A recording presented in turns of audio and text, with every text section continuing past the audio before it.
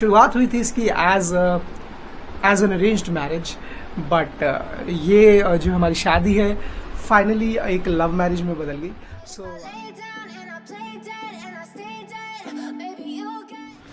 Hello YouTube, कैसे हैं आप? मैं अनुराग वर्मा करता हूं आपका स्वागत आपके अपने चैनल माय बिग अप्रैल में। आज तारीख हो गई है 17 जून 2022 और दिन हो चुका है शुक्रवार का, और एक बहुत बढ़िया सा शुक्रवार आज हो रहा है क्योंकि बाहर बिल्कुल धूप नहीं है। दिल्ली में सुबह से बादल और जो धूप है यानी कि सूरज है, बादल और सूरज का जो है लुका छिपी का खेल चल रहा है। तो कभी बादल हो जाते हैं और कभी हो जाती है सूरज दादा की एंट्री। लेकिन इसके साथ में आप लोगों को ये कहना चाहूंगा कि भले ही बादल और सूरज दादा के बीच में चल रहा है थोड़ा सा लुका छिपी का खेल, लेकिन फिर भी दिल्ली में बहुत बढ़िया ठंडी ठंडी हवा चल रही है, मौसम एकदम मजेदार हो रहा है। और अगर आप लोगों का मन है कहीं बाहर निकलने का, आज कहीं घूमने फिरने जाने का, तो ये एकदम परफेक्ट दिन है। सो इस परफेक्ट दिन में हम लोग बाहर जा सकते हैं, बातचीत कर सकते हैं, घूम फिर सकते हैं। मेरा कैमरा एंगल और कर सकते हैं अपने समय को बहुत ही बढ़िया तरीके से एंजॉय। हमारा भी एक प्लान बना था आज का, जो कि बना था कल रात को, बट वो प्लान मैंने जो है खुद ही चौपट कर दिया। मेरी एक दोस्त हैं जो कि फैशन डिज़ाइनर है, एक्चुअली वो फैशन डिज़ाइनिंग कर रहे हैं और उनका कोर्स बिल्कुल ख़त्म हो चुका है। तो अब उनको अपने फैशन शो के लिए जो है कुछ कपड़े वगैरह रेडी करने हैं। तो उन्होंने मुझे बोला था कि वो मेरे लिए एक सूट सिल देंगे, लेकिन एक फ्री का सूट जब हमें मिल रहा है तो हमें भी कुछ देना होगा। तो हमें क्या देना था? हमें देनी थी अपनी मेजरमेंट्स। सो मेजरमेंट्स देने के लिए मुझे जाना था उनके पास, उन्हें मिलने और देनी थी अपनी मेजरमेंट्स। लेकिन हम ठहरे आलस्य के मारे। हमने उन्हें बोला कि जैसे गर्मी बहुत हो रही है तो क्यों ना फ्राइडे की जगह हम सैटरडे मिले, बिकॉज सैटरडे मेरा ऑफ भी रहेगा और ऑफ रहने के कारण मैं थोड़ा समय ज़्यादा उनके साथ बिता सकूंगा और मतलब मुझे भाग दौड़ नहीं करनी होगी और मैं आराम से उनको मेजरमेंट्स देके घर आ सकूंगा। बट आई नेवर न्यू कि आज मौसम इतना बढ़िया हो जाएगा कि हम बाहर निकल कर उस मौसम को कर सके एंजॉय। चलिए, एनीवेज हमारा तो मौसम ख़राब हो गया, हमारा तो प्लान चौपट हो गया। लेकिन मैं आप लोगों को कहना चाहूँगा, अगर आप लोगों के कुछ प्लान्स हैं, आप लोग कहीं बाहर मिलने जाना चाहते हैं अपने दोस्तों से, अपने प्रियजनों से, अपने से, तो प्लीज़ बाहर जाएं, अपने रिलेशनशिप, अपने टाइम को एंजॉय करें। बहुत बहुत बढ़िया सा मौसम है। मम्मी पापा, भाई बहन, दोस्त, बॉयफ्रेंड, गर्लफ्रेंड, हस्बैंड, वाइफ, आप सब लोग बाहर जाएं और एंजॉय करें इस जो है बढ़िया से दिल्ली के सुहावने मौसम को। और आप लोगों के यहाँ पर कैसा मौसम है वो भी आप हमें बता सकते हैं। बताएं जल्दी जल्दी कि कैसा है आज का मौसम आपके यहाँ, जिससे कि हम भी देखें कि हमारे अलावा आज के बढ़िया मौसम के मज़े और कौन कौन से शहर ले रहे हैं, और हम भी बोले ओ काश हम वहाँ होते। अभी पीछे में देख रहा था, हमारे कुछ सब्सक्राइबर्स हैं, हमारे कुछ दोस्त हैं जो कि दिल्ली के अलावा जैसे पंजाब से हैं, देहरादून से हैं। वो लोग हमें बता रहे थे कि उनके यहाँ बारिश हो रही है, उनके यहाँ बहुत अच्छा मौसम है और वो लोग उस मौसम, उस बारिश को कर रहे हैं बहुत ज़्यादा एंजॉय। हमें थोड़ी थोड़ी सी जलन हो रही थी, लेकिन आज हमारी वो थोड़ी थोड़ी सी जलन थोड़ा सा कम हो गई है क्योंकि हमारे यहाँ भी मौसम हो गया अच्छा। और इस अच्छे से रोमांटिक से मौसम में मुझे लगा कि क्यों ना मैं अपनी कोई ऐसी बात आप लोगों से शेयर करूं जिसके लिए मेरे पास बहुत सारी जो है क्या बोलते हैं रिक्वेस्ट, डीएम्स और कमेंट्स भी आए थे शुरुआत में। और मेघा भी उस दिन बात कर रही थी कि मेरी पूरी स्टोरी मैंने नहीं शेयर करी है। मैं आप लोगों को बता देता हूँ उसके बारे में। कैमरा हिल रहा है थोड़ा सा।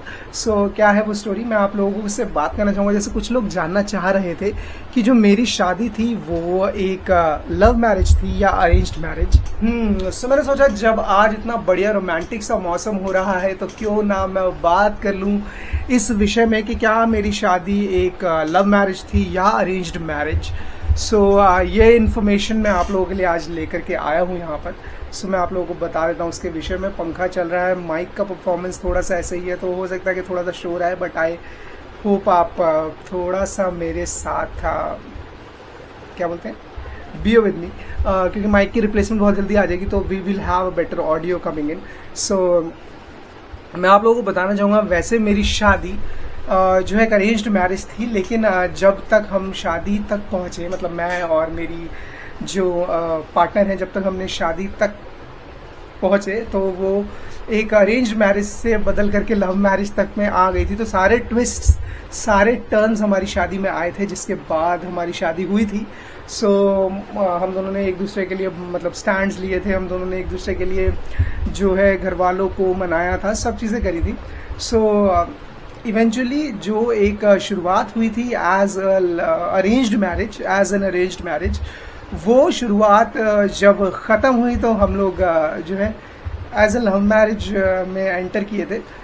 हमारी कहानी ऐसी थी कुछ। कहानी कुछ ऐसी थी कि 2012 में हम लोगों ने एक दूसरे को देखा था फर्स्ट टाइम, और हम लोगों को लगा था कि हाँ, मतलब देखा इन द सेंस जैसे लड़का लड़की दिखाए जाते हैं उस तरह से, कोई स्कूल कॉलेज में नहीं, मतलब लड़का लड़की दिखाए जाते हैं उस तरह से। उसके बाद हम लोगों ने हाँ बोला था एक दूसरे के लिए, और हमारी 2012 में ही एंगेजमेंट हो गई थी। आई गेस 2012 के एंड में या 2011 के एंड में या 2012 की शुरुआत में हम दोनों ने एक दूसरे को देखा था। मेरा हिसाब ये कहता है कि 2012 की शुरुआत थी, वो सर्दियाँ थी मीठी मीठी सी, और जून 2012 में हमारी जो है एंगेजमेंट हो गई थी। और वो जो एंगेजमेंट मेरी हुई थी वो जो है जून में शिफ्ट होकर के हुई थी, क्योंकि जो है 2012 मई में मेरे बड़े मामा जी की डेथ हो गई थी। मेरी जो है एंगेजमेंट से कुछ 3-4 दिन पहले मामा जी की डेथ हो गई थी। तो उस कारण से हम लोगों ने फिर मेरी जो एंगेजमेंट थी उसे पोस्टपोन कर दिया था जून के लिए, यानी कि लगभग 1.5 महीने बाद के लिए।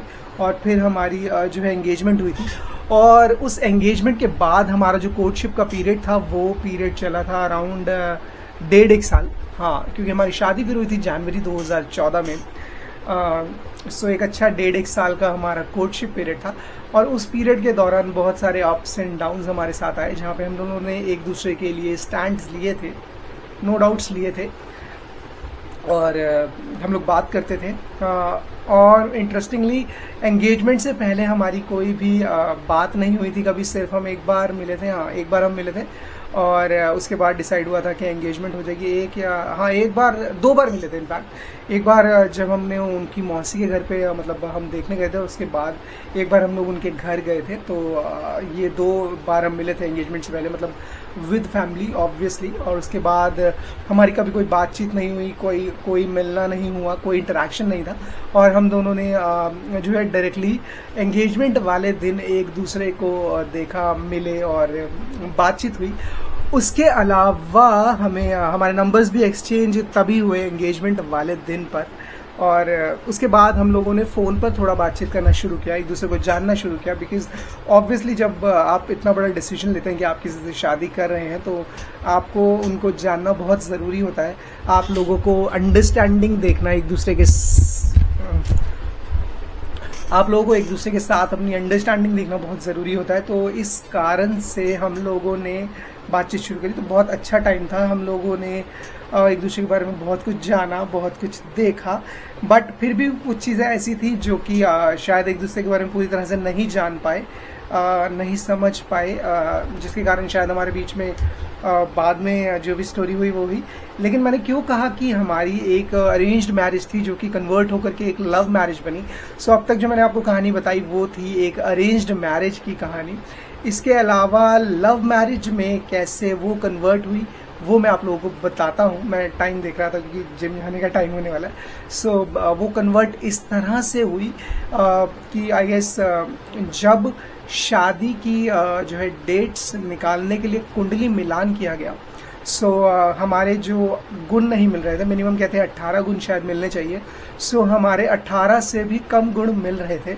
और उसके अलावा जो उनके कुंडली में कुछ दोष थे जो कि मैं शायद यहाँ पे सब नहीं बता पाऊँ, लेकिन कुछ कुंडली मिलान के इशू थे जिसके कारण से सारे पंडितों ने, सारे जो है रिलेटिव्स वगैरह ने थोड़ा सा एक बैक स्टेप लिया, क्योंकि जितने पंडित लोगों से हमने कंफर्म किया, मतलब कंसल्ट किया, नॉट कंफर्म किया, उन लोगों ने हमें बोला कि ये शादी जो है लास्ट नहीं करेगी।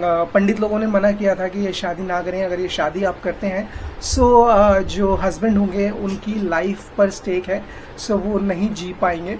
और ये सुन करके बस जो दोनों फैमिलीज़ हैं वो थोड़ा सा घबरा गई थी। दोनों फैमिलीज थोड़ा सा बैकफुट पर चली गई थी। और फिर हम दोनों ने एक दूसरे से बात करते थे, हम दोनों के बीच में अटैचमेंट था। सो हमने डिसीजन लिया कि हाँ चलिए let us give a try, हम शादी करेंगे। और हम लोग साथ हैं कि हम दोनों का डिसीजन था, म्यूचुअल डिसीजन था। मैं बिल्कुल नहीं कहूँगा कि ये फोर्स्ड डिसीजन था या कुछ भी है, एक म्यूचुअल सा डिसीजन था। आई नेवर वॉन्टेड कि जिसका नाम साथ एसोसिएट हो गया है वो नाम खराब हो, क्योंकि ऐसा नहीं था कि हम लोग बात नहीं कर रहे थे, ऐसा नहीं था कि हम हमारी बीच में थोड़ा फीलिंग्स नहीं डेवलप हुए तो सब कुछ था। सो मैं नहीं चाहता था कि कुछ भी ऐसा हो जिससे कि एक जो इंसान एसोसिएट हुआ है उसके नाम पे कोई भी प्रॉब्लम हो, कुछ भी ऐसा हो कि उसे लगे कि या लोग उसे कुछ बोले। सो उन्होंने मुझे एक दो बार बोला भी कि सगाई में भी मतलब थोड़ा सा डिले हो गया था ड्यू टू मामा जी की डेथ, और उसके बाद अब शादी में भी ऐसा हो रहा है तो मेरी लाइफ पे मतलब थोड़ा सा स्टेक आ जाएगा, थोड़ी सी लाइफ मेरी जो है ख़राब हो सकती है। एक सेकंड दीजिएगा, एक फ़ोन आ रहा है। सो जब ये सब बातें हुई तो मुझे लगा कि क्यों ना मतलब मैं नहीं चाहता था कि किसी का भी जो मेरे से एसोसिएटेड है उसके साथ कोई भी लाइफ में इशू हो। सो मैंने अपने घर वालों को मनाया। घर वाले शुरू में थोड़ा सा बैकफुट पे थे, ऑब्वियसली मेरे घर वाले भी और उनके घर वाले भी, बट फिर हमने बात करी तो हमने जो है एक दूसरे को शादी के लिए मनाया, रेडी किया। और फिर हमारी शादी जो है फिक्स हुई और हम लोगों ने शादी करी। शादी से पहले एक तो ये कुंडली वाला और उसके अलावा एक दो चीज़ें और थी जिसमें हम लोगों को कुछ क्या बोल सकते हैं कि कुछ जो है प्रॉब्लम्स हुई, कुछ ऐसी बातें हुई जिसमें लोगों ने थोड़ा सा हमें बैकफुट पर लिया। बट वो उसका और मेरा डिसीजन था जिसके कारण हम दोनों ने एक दूसरे से शादी करी। तो इसीलिए मैं बोलता हूँ कि आप लोगों को बोल रहा था कि ये जो मेरा डिसीजन था, ये जो है हमारी शादी थी, इनफैक्ट नॉट मेरा डिसीजन, जो ये शादी थी हमारी शुरुआत हुई थी इसकी as an arranged marriage. But ये जो हमारी शादी है फाइनली एक लव मैरिज में बदल गई।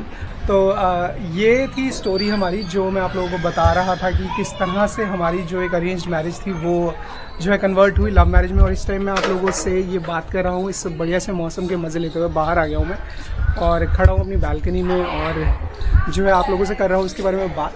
हाँ, एक्चुअली जो शुरुआत में बहुत सारा जो हमारे अंदर फीलिंग्स थी, इमोशंस थे, वो मुझे लगता है कि शायद वो एक अट्रैक्शन था, जिसको अट्रैक्शन अफेक्शन जो होता है वो चीज़ थी जिसे हमने शायद लव समझा और हम लोगों ने शादी करी अगेंस्ट ऑल ऑड्स।